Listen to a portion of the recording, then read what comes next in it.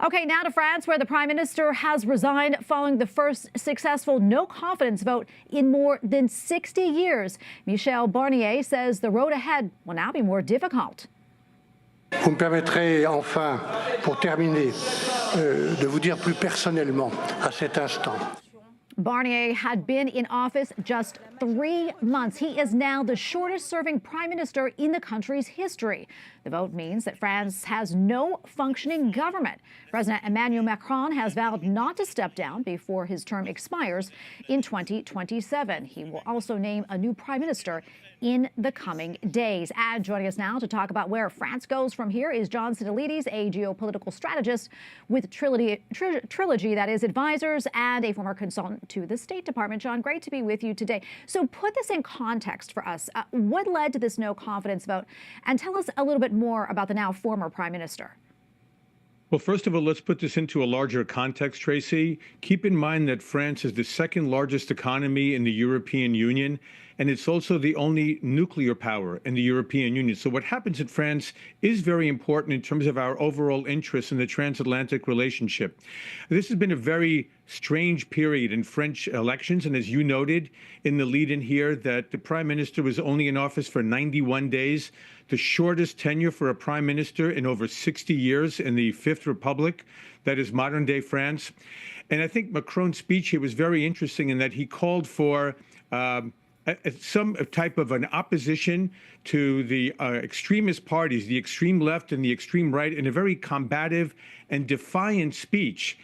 He acknowledged that he may have made a mistake in calling for snap elections back in the summer that led to this very ill-fitting alliance between the far left and his centrist party that collapsed several days ago, largely over budgetary priorities, but I think also because the far left coalition itself, made up of communists, Green Party activists, and socialists, realized they didn't need Macron to be able to ram through their priorities. And then the far right, led by Marine Le Pen, joined with the far left, a very, very strange coalition, a very strange alliance here of extremist parties to take down Macron's government and plunge the country into a very precarious period, as you correctly note, without a functioning government right now and no budget for 2025. Let's talk a little bit more about that. I mean, no functioning government. What does that mean for the country? What does that mean for the French people?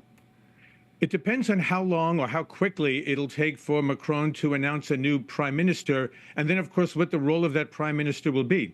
As he noted in his speech, his intention is to announce a new prime minister within days. But please keep in mind, Tracy, and for your viewers, that this Saturday, Donald Trump and Jill Biden will be representing the United States. It's supposed to be an international gala event of the reopening of Notre Dame Cathedral after it was burned about 5 or 6 years or so ago. And it's very difficult to imagine that they will welcome these international leaders without some measure of a restoration of governing functionality. So we don't know if days really means 12 hours, 24 hours, but odds are that they will try very hard to have a new prime minister by Saturday morning before all of these international leaders arrive in Paris for this major event. And then what kind of a prime minister he'll be is also going to be important.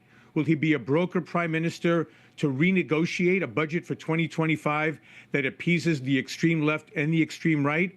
Or will it be a caretaker government that perhaps uses emergency powers to hammer through a budget without any structural reforms that an unsustainable pension system in France desperately needs? John, we have about a minute or so left, but quickly, let's talk about President Macron. Where do you see things going with him? I know he said he was not going to resign.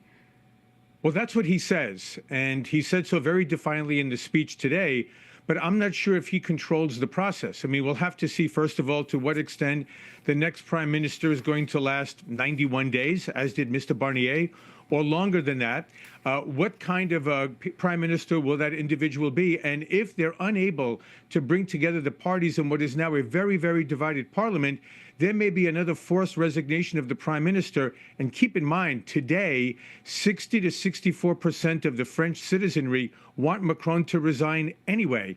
So he may not be able to hold on to the presidency if there's one more parliamentary crisis in early 2025. And one more quick note, Germany is also facing snap elections in February. So we have an EU right now without any effective leadership, going into a very perilous period in the U.S.-European relationship. Very concerning indeed. John, thank you so much for your insights. Appreciate it.